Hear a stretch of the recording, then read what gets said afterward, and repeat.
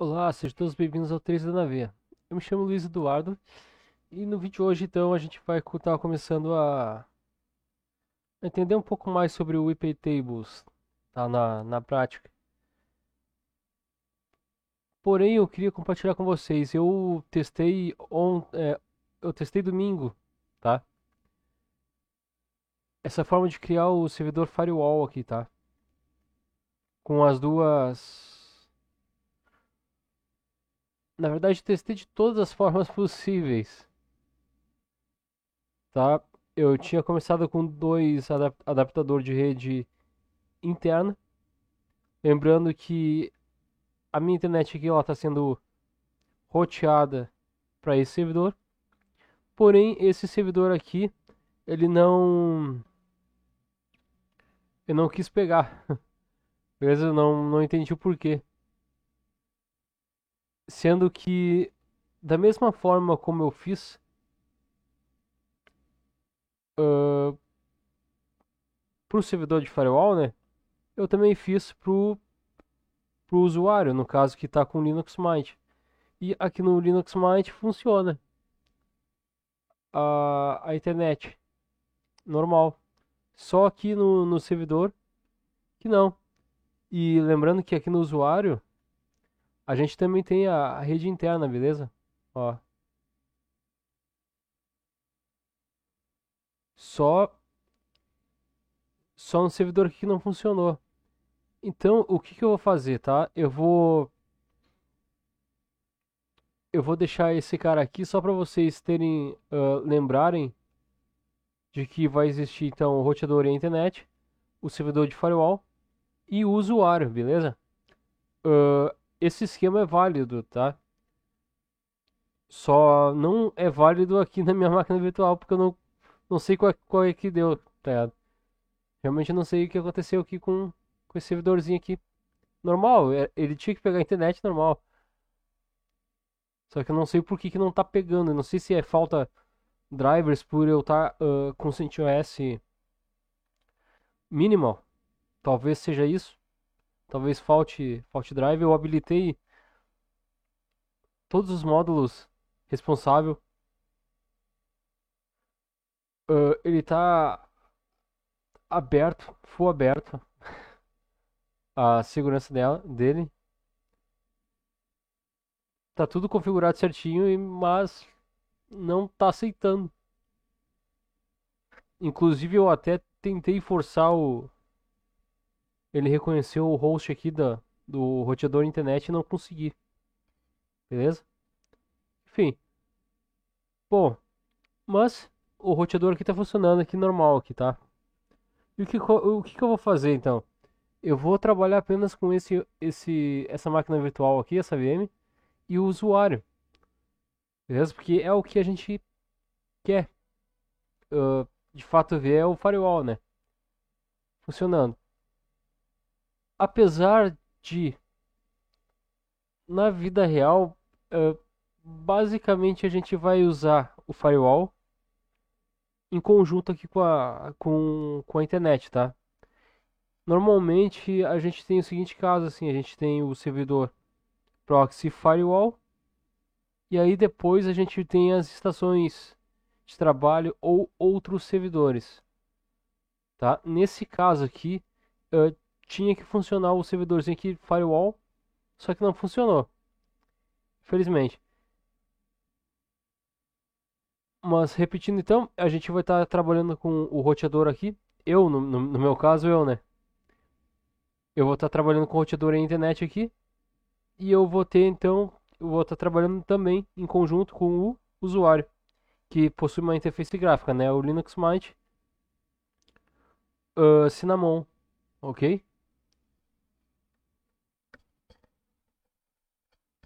Bom, eu vou startar aqui então. Vamos começar aqui. Primeiramente, eu vou falar um pouco sobre o firewall, beleza? O básico vocês já basicamente pegaram aí durante esses vídeos longos aí que teve, certo? Vou me logar aqui. Root.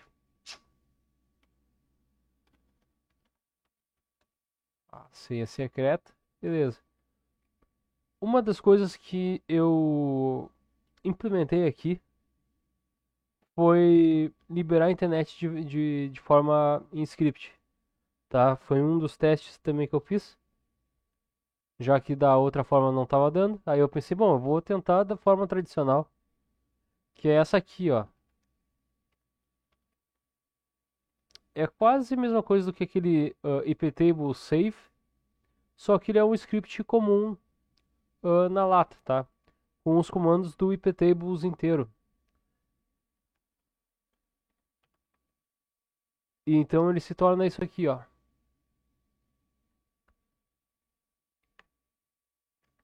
Tá?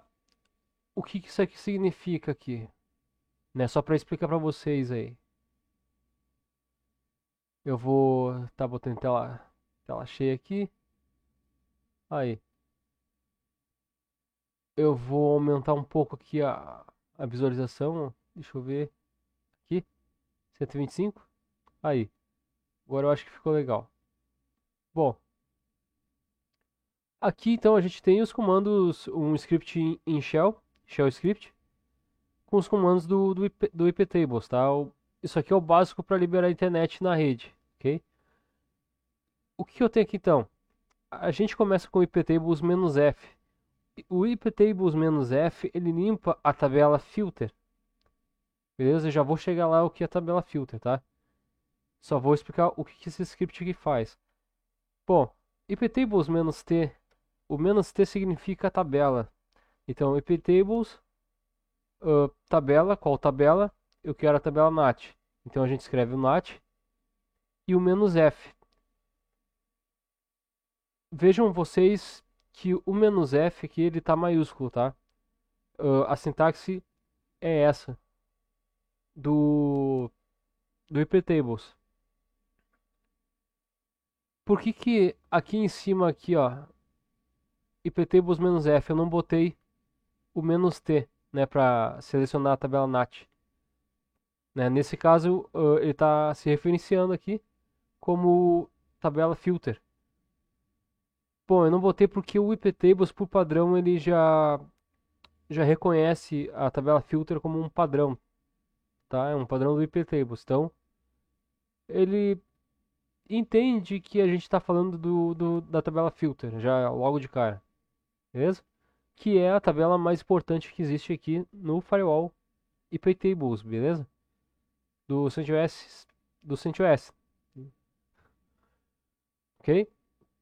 E do Red Hat também, se não me engano. Bom, então tá. iptables-f, o "-f", o parâmetro "-f" significa limpar aqui, tá? Então, iptables-f ele vai limpar a regra da tabela filter. Aqui, iptables-t nat-f ele vai limpar a tabela nat. Então, primeiramente, a gente limpa a tabela, zerando as regras de segurança. Depois, em segundo lugar, a gente vai definir as regras padrões de segurança. Nesse caso aqui, eu disse o seguinte, ó, iptables-p, o "-p" é de padrão, o P maiúsculo significa padrão e o P minúsculo significa protocolo, beleza? Então aqui, iptables-p maiúsculo input drop, eu estou dizendo que eu quero que todos os pacotes que chegarem nesse servidor aqui de entrada seja barrado, beleza? Iptables-p de padrão, forward, accept e o output que está accept também, a gente pode deixar assim como padrão, tá? Por quê? O forward, ele é um encaminhamento de pacote. Aqui a gente não consegue ver muito bem isso funcionando. Mas se vocês tiverem numa rede original, oficial, esse forward vai ser o que vai encaminhar os pacotes através do switch, tá? O switch vai pegar o pacote, vai levar o pacote até, na verdade ele vai pegar o pacote, ele vai gerenciar o pacote até uma próxima porta. Aí nessa porta do switch ele vai dar digamos, o mais um, né? Porque tá zero, ele vai ligar um ali em bit. Essa faísca, digamos, esse contato que é enviado é através do protocolo ARP para o cabo, e do cabo ele vai levar até o fim da onde for, seja para uma sala, seja para um computador direto, beleza? É assim que funciona, ok? Via TCP, aí, gente, ok? Então tá. O output a gente deixa com padrão de aceitar pacote, por quê? Porque a gente precisa acessar a internet, por exemplo. A gente precisa que o nosso computador acesse o DNS do nosso provedor ou o DNS de alguma coisa. Então a gente precisa que o output seja accept, ok? Então esse é um padrão. Inclusive no UFW do Ubuntu a gente costuma botar a entrada como drop, tá? Só que lá como é gráfico a gente bota para bloquear, né? Vai estar lá block. Ok? A gente liga lá um interruptor lá para ele bloquear, tá? Só que aqui na prática, então, é feito assim: input, drop. Beleza. A gente definiu então os padrões. A gente definiu aí os padrões do iptables agora, beleza? Em terceiro lugar, a gente precisa definir o que a gente quer, qual os pacotes que a gente quer que acesse esse servidor, beleza? Através do iptables. Então aí a gente tem o iptables "-a" maiúsculo. O "-a" maiúsculo significa append, ok? Significa isso aqui, ó. Eu vou digitar aqui para vocês. O "-a" significa isso aqui, ó. Tá? Append.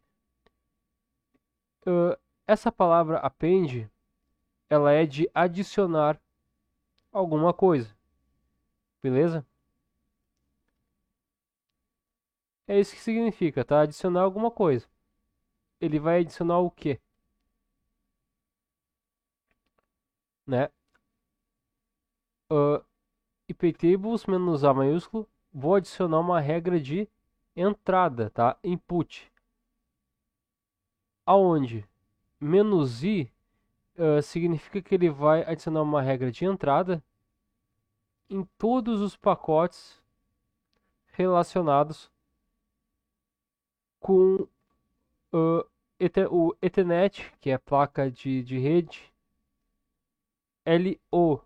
O LO significa que eu vou estar liberando, primeiramente, todos os serviços que existem no meu computador e que precisam ser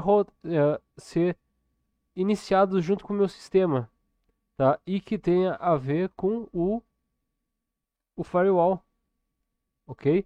Algum programa de gerenciamento de alguma coisa que precisa que a porta seja liberado ou um serviço seja liberado já logo no início do servidor, ok? O LO significa o que a máquina, tá? É a placa onde contém o número da própria máquina, ou seja, 127.0.0.1, tá? É o número do host, tá? O número IP do host. Então é isso que significa o LO. Então eu vou estar liberando os pacotes primeiramente, todos os pacotes que chegarem na minha placa. tá? E que o meu computador ele vai precisar acessar esses pacotes para funcionar internamente, tá? Beleza. Bom, agora iptables menos a maiúsculo input menos s minúsculo. Então, iptables adiciona uma entrada. O menos s significa source, ok? Origem. Então, iptables adiciona uma entrada na origem. Que origem é essa? É o meu IP de rede, ok? Uh, o meu IP de rede é esse aqui, ó, 192.168.5.0 barra 24, que é 255.255.255.0, ok? Então eu estou dizendo para ele aceitar esse IP de rede. E qualquer outro IP de rede que não seja esse aqui, não vai ser aceito.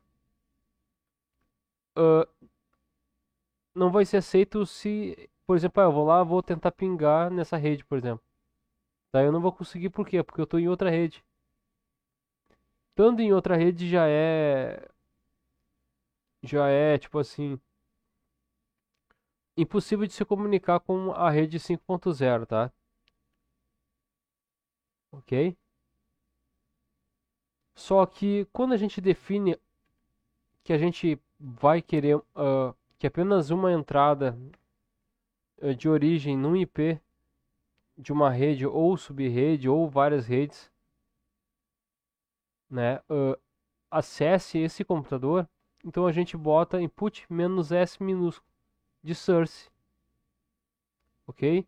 A gente tem o menos s de source e o menos d de destiny, ok? Ou destination, mas a gente interpreta ele como destino, ok? O menos d.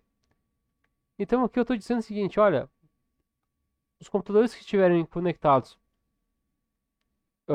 configurados nessa rede, vão pegar a minha rede aqui, desse computador. Beleza. O barra 24, então, a gente viu que é a máscara de rede. Aqui a gente pode fazer alguns segredos aqui, ok? Depois, uh, quando a gente vai fazer uma conexão remota, configurar uma configuração de conexão remota, que a gente pode estar vendo mais depois aí, para outro servidor, a gente pode estar botando esse barra 24 com o barra 32, tá? Esse barra 32 aqui significa a seguinte máscara, tá? 255.255.255.248, se eu não me engano, tá? Porém, aqui, quando a gente define o 32, a gente está definindo o seguinte, ó, que apenas esse servidor aqui, por exemplo, se a gente tiver mais mais de um servidor, tá? E algum outro servidor entrar na nossa rede e tentar pingar a todo custo, com várias requisições, mais de 1.000, por exemplo, requisições, pelo servidor web, por exemplo, e a gente tiver com o IP aqui da máquina lá, tá? Que vai ser a remota. Sei lá, 192.168.5.2, digamos, tá? Barra 32. Então, se algum outro computador quiser avacalhar com esse servidor aqui, não vai conseguir, por quê? Porque a gente definiu o barra 32. O barra 32 indica o seguinte, que esse computador aqui ele só vai receber conexões uma vez por segundo, digamos. Beleza? Requisições aqui de origem. Que origem? Segundo a nossa rede, tá? Que a gente definiu aqui. Nesse caso eu vou deixar barra 24, por quê? Porque a gente não vai estar fazendo aqui remoto, por enquanto. E quando a gente vai definir uma rede como um todo, é bom a gente deixar a barra 24, porque ele já vai identificar a máscara de rede, ok? E a máscara de rede que libera a conexão aí para o pessoal da nossa rede, tá?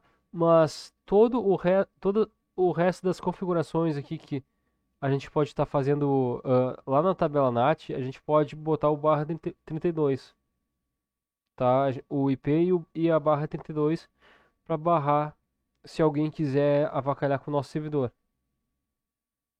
beleza? Bom, sabendo então que o input é entrada, né? Então vamos para o seguinte: iptables-a maiúsculo input. Iptables adiciona uma entrada, o "-p" minúsculo significa protocolo. Que protocolo é esse que eu estou querendo me referenciar? É o protocolo TCP. A gente tem vários protocolos que a gente pode estar dizendo aí. Olha, tem muito, mais de 1.500 protocolos.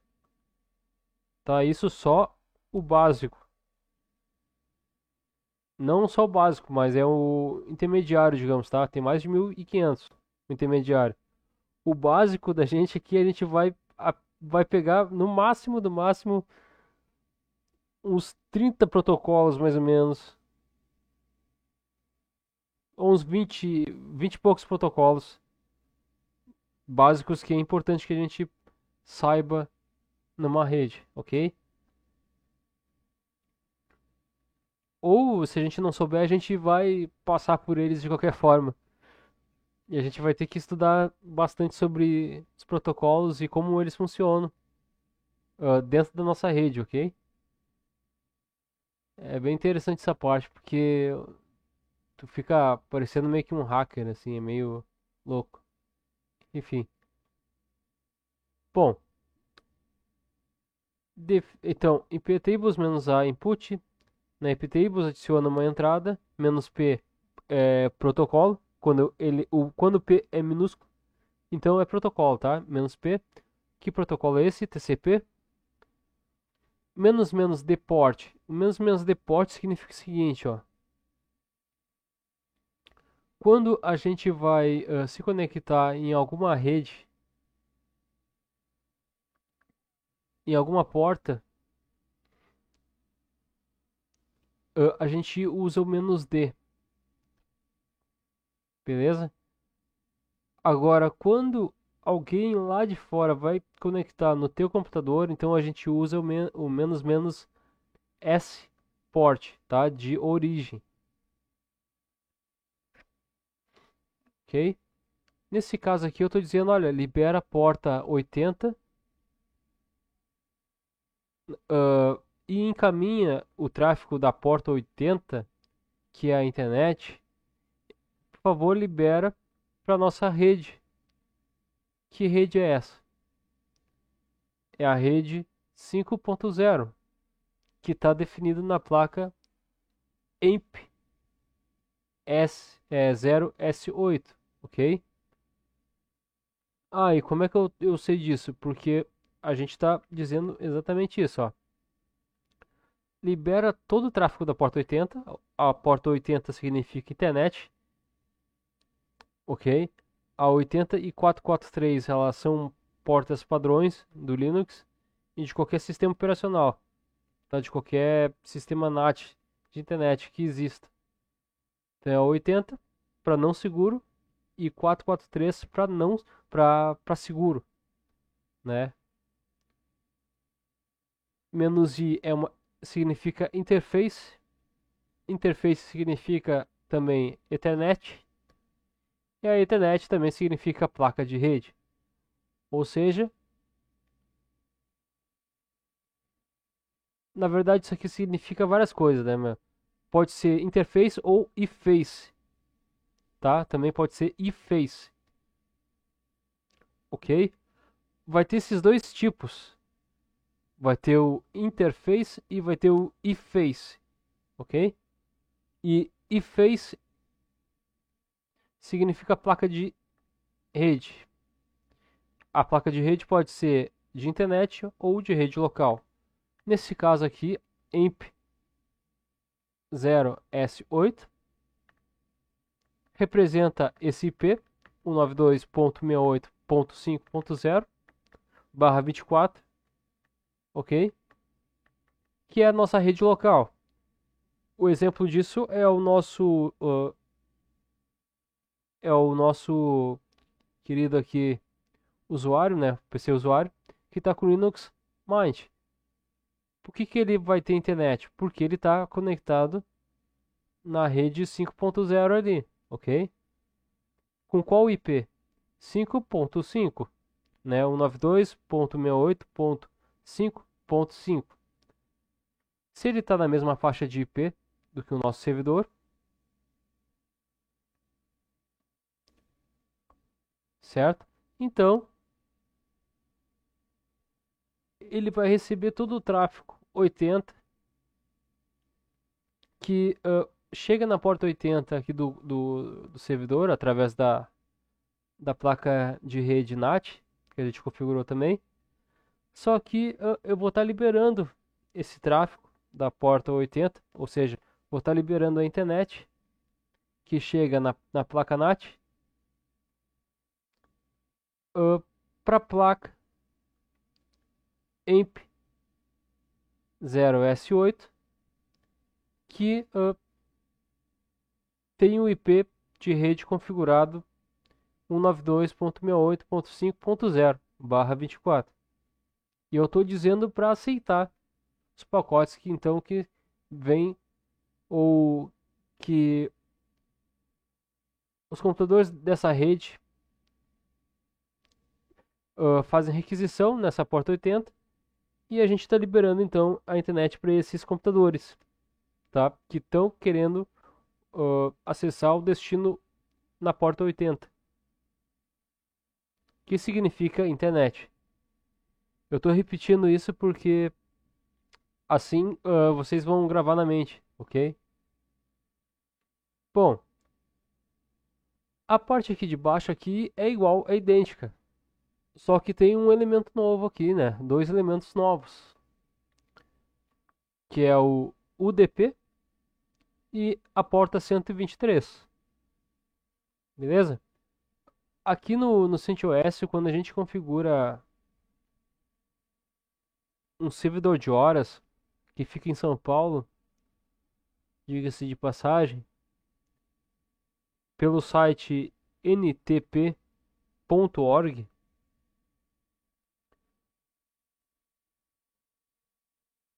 eles utilizam a porta 123, tá? Para configuração da hora do Brasil. Eu não sei se é também mundial, tá? Eu acredito que seja a porta mundial 123, tá? Eu não pesquisei a fundo assim essa porta, tá? O que acontece então aqui? PTBus adiciona uma entrada com protocolo TCP, né? Abaixo ali é o protocolo UDP também, né? Toda máquina que é uma requisição, que faz uma requisição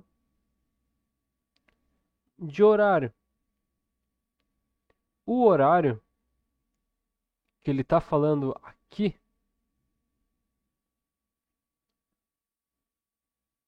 o seguinte aqui, ó. Eu vou sair por enquanto e vou digitar aqui, ó, date. Acho que só date aqui funciona. Aí, tá?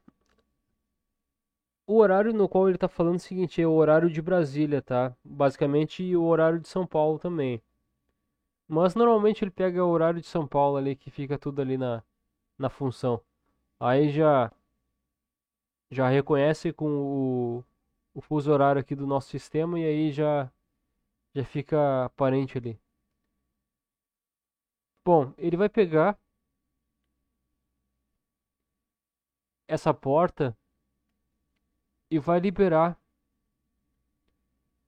o resultado desse computador, tá? Para todo mundo que tiver nessa rede. Então, ele vai dizer o seguinte: olha, todo computador que tiver nessa rede 5.0, eu quero que eles peguem esse horário aqui, que está nesse computador.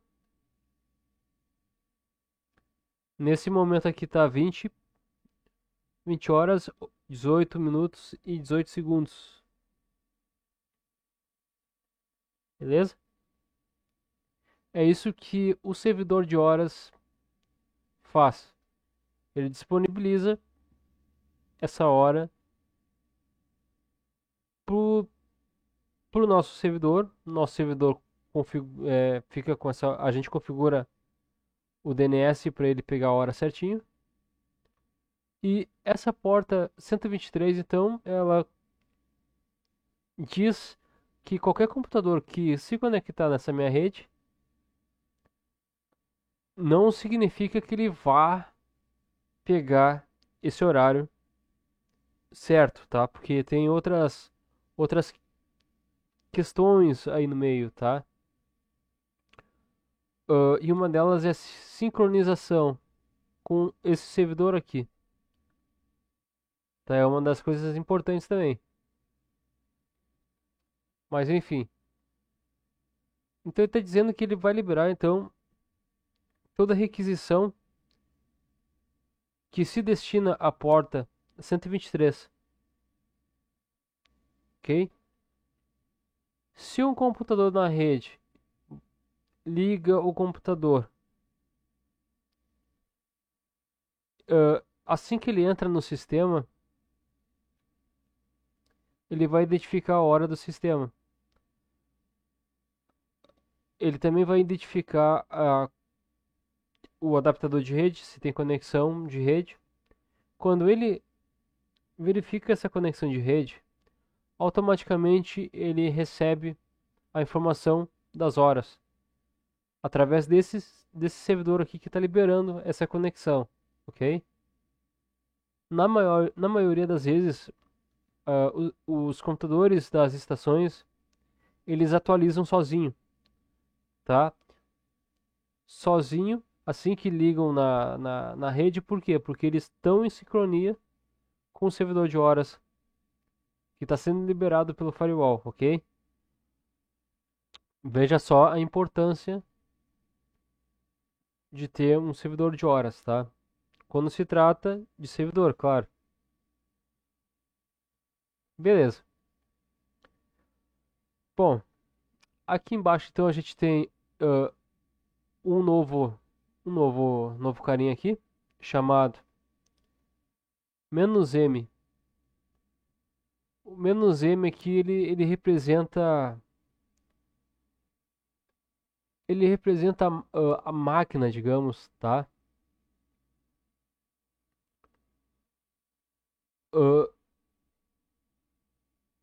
state menos state, o "-m state" significa também um protocolo, só que um protocolo que está simbolizando a minha máquina,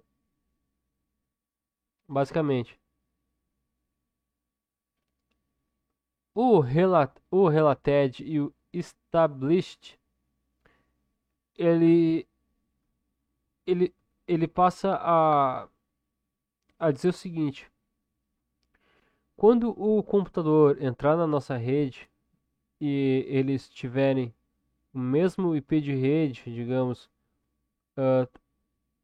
que eles estão na mesma faixa de IP de rede que o meu servidor, tá? Então, essas duas, essas duas configurações aqui, tá? De entrada e de forward.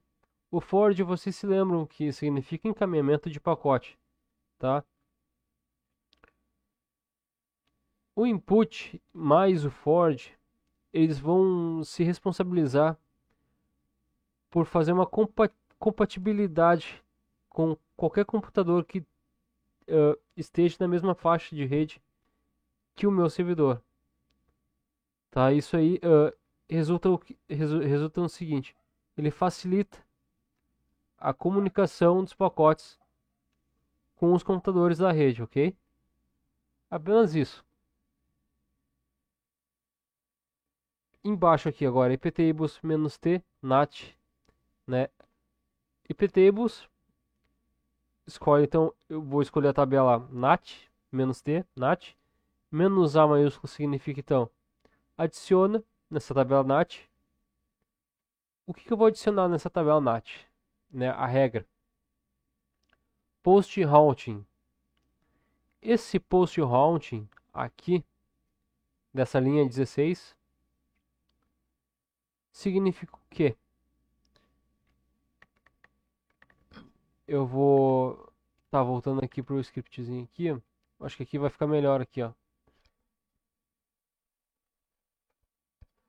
Eu vou estar selecionando aqui, ó, Shift V.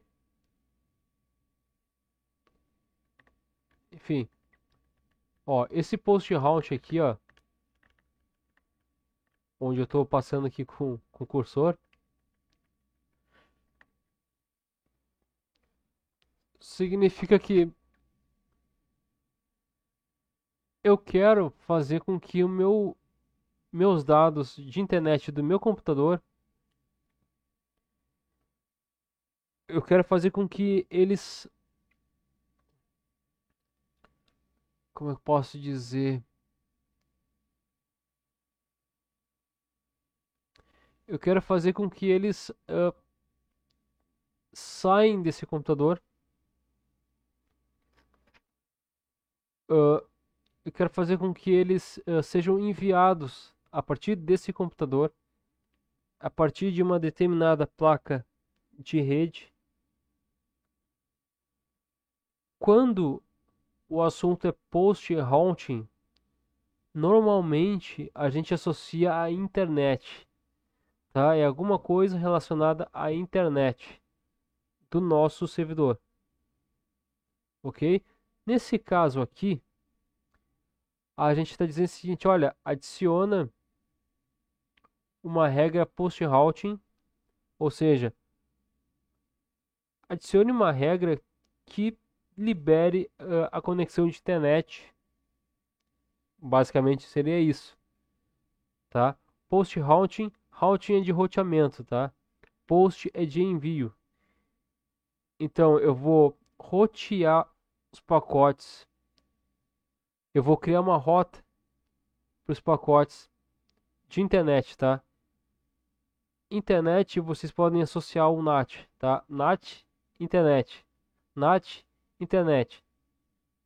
Entendeu? Não tem outro tipo. Então, -t NAT, NAT internet. A regra, a tabela NAT significa o quê? Significa internet. Beleza? Associa assim, tá? A filter, a filter ela significa filtro, né? Só que filtro o quê? Filtro de pacote de rede, tá? Filtro de pacote de rede. Tabela NAT, internet. Tabela NAT significa internet, ok? Vou adicionar então uma regra à internet, né, na tabela NAT, roteando pacotes que vão ser enviados do meu servidor. Da onde que estão vindo esses pacotes, né, que estão sendo roteados e enviados do meu servidor? Eu quero que eles saiam da minha placa de internet, da minha AMP 0S3, ok?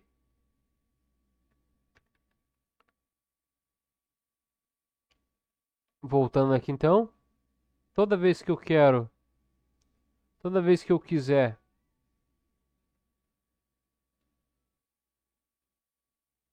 toda vez que eu quiser liberar pacote de internet da minha máquina, eu preciso usar NAT, ok? A tabela NAT. A regra post routing, então, significa que eu vou enviar pacotes de internet. Os pacotes de internet eles vão estar saindo de qual endereço IP?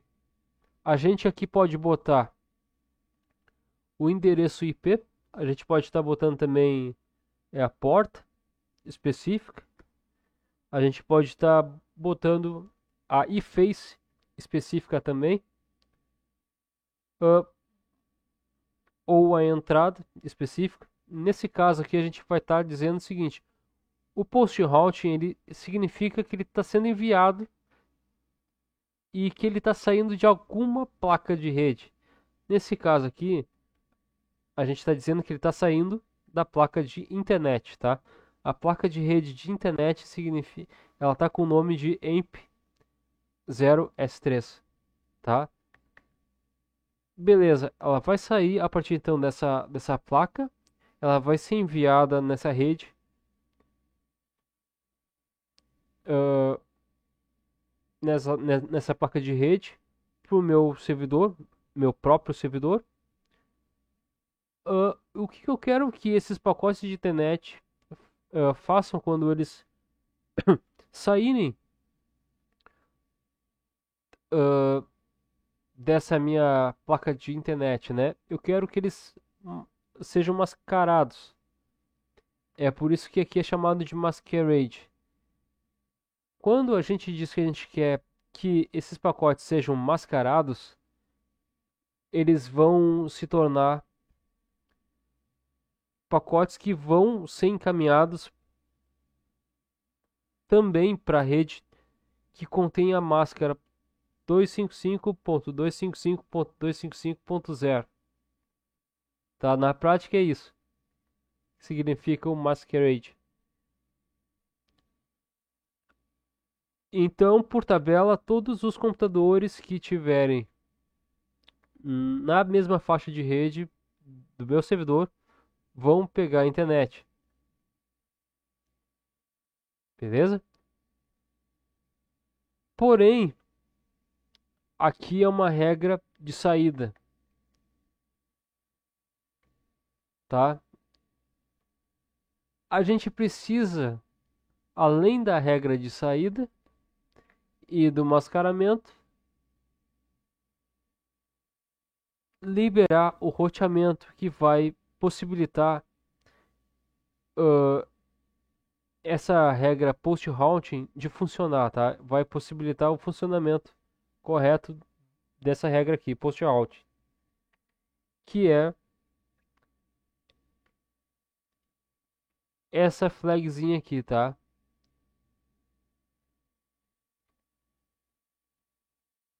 Aqui a gente está habilitando o roteamento de pacote na nossa rede. Beleza? Essa regra aqui, a gente adicionou esse mesmo cara aqui, ó, net.ipv4.ip_forward, tá? Essa regra que a gente está vendo aqui é a mesma regra que a gente adicionou aqui, ó. Tá? Eu vou abrir aqui no vim/etc sys ctl.conf, tá? É essa mesma regra que a gente configurou aqui, ó. Só que no CentOS antigo e ainda nesse aqui, essa regra por padrão fica nesse caminho aqui, ó. Tá? Fica dentro do diretório proc/sys/ipv4/ip_forward, ok? Então, habilitando esse cara aqui, tornando ele 1.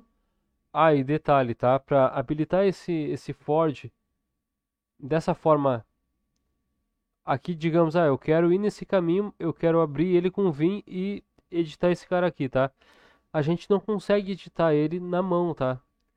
Com o editor de texto. Essa é a parte interessante. A gente só consegue editar ele dessa forma aqui, ó. Botando, botando o eco, né, o eixo, exatamente como tá aqui, tá? E o número, entre aspas, duplas, e redirecionando esse número para esse arquivo aqui, tá? IP underline forward. É a única forma de editar esse arquivo, tá? A segunda forma, que é a forma mais atual, é vindo no arquivo, então, para etc sysctl.conf e adicionar, então, o comando aqui, tá? Aqui ele vai habilitar também, da forma atual do CentOS. Além disso, para confirmar, para ativar esse comando, a gente precisa do comando que vocês viram ali, sysctl-p, tá? Para ele realmente ativar esse comando lá naquele diretório. Aí ele vai, com esse comando sysctl-p, ele vai vir aqui nesse diretório aqui, na verdade nesse arquivo que a gente definiu, né, que já existe, e aí ele vai setar esse número 1 que está aqui, lá naquele arquivo que vocês viram agora há pouco, tá? Que o caminho é bem grande, né? Ele vai citar aquele número aqui dentro, ó. Mas se a gente quiser da forma antiga, a gente precisa então botar eco 1 entre aspas duplas, redirecionar para o arquivo IP underline forward, ok? Bom, aqui esse mod prob significa módulos, tá? Módulos no CentOS, de forma padrão, tá? Toda vez que a gente precisar habilitar um módulo de segurança, eu digo por quê? Porque existem vários módulos, tá? E várias maneiras de se habilitar vários módulos também. O módulo de segurança no CentOS, ele tem esse nome mod prob, ok? Então toda vez que a gente precisa habilitar o módulo que envolve segurança no CentOS, lembrando que eu estou falando do CentOS, tá? A gente precisa colocar o mod prob, tá? E após ele, então o módulo que a gente quer habilitar no nosso servidor. Então aqui a gente tem vários módulos que a gente pode estar habilitando. Caso isso aqui não funcione, tá? Mas eu acho que funciona sem habilitar os módulos. Eu habilito os módulos aqui por quê, tá? Isso eu fiz um teste, tá? Há muito tempo atrás. Assim como existe flags que habilitam uh, a aceleração do nosso hardware no Linux, existe módulos que habilitam a aceleração de compatibilidade do meu servidor com a minha rede, tá? E esse aqui é um caso deles, tá? Então, se eu quiser que o computador tal pegue na hora a internet, as regras do meu firewall, então eu preciso habilitar o módulo iptables, tá? Para que isso aconteça de modo rapidinho, tá? Então ele sincroniza melhor, digamos, os computadores com as regras aqui do servidor,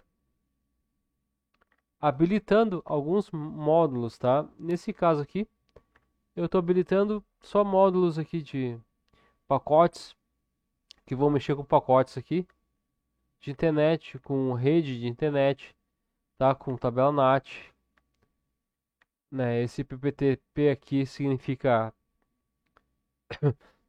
envolve o roteamento. IPT Masquerade, que se trata da máscara, da sincronia do computador na rede com o meu servidor envolvendo a máscara, certo?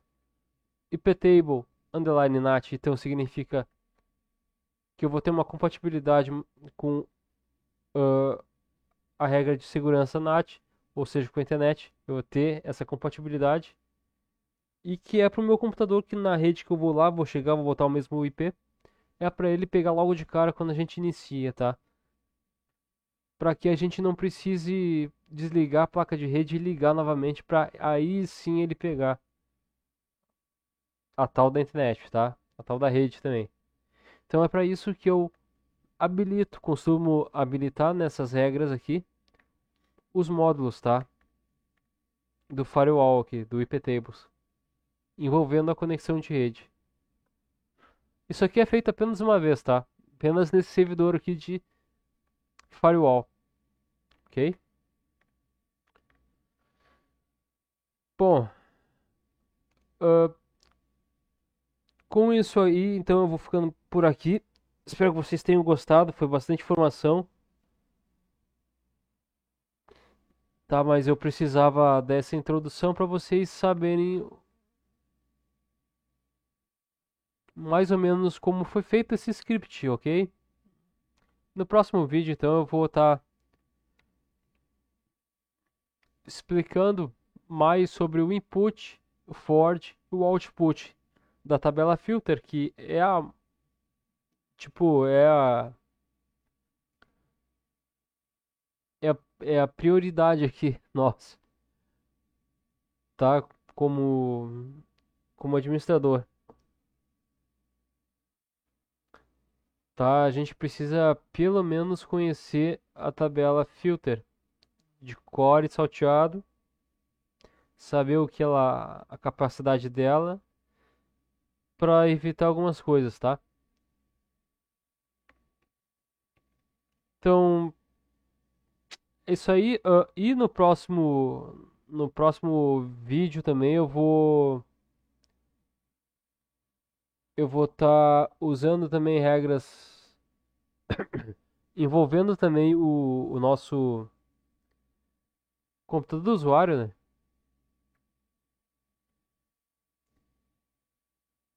Que eu vou estar utilizando a internet daqui juntamente com o computador aqui do usuário para vocês verem o que cada regra aqui implica no computador que está na nossa rede, tá? Desculpa. Beleza, então até o próximo vídeo. Falou e fui!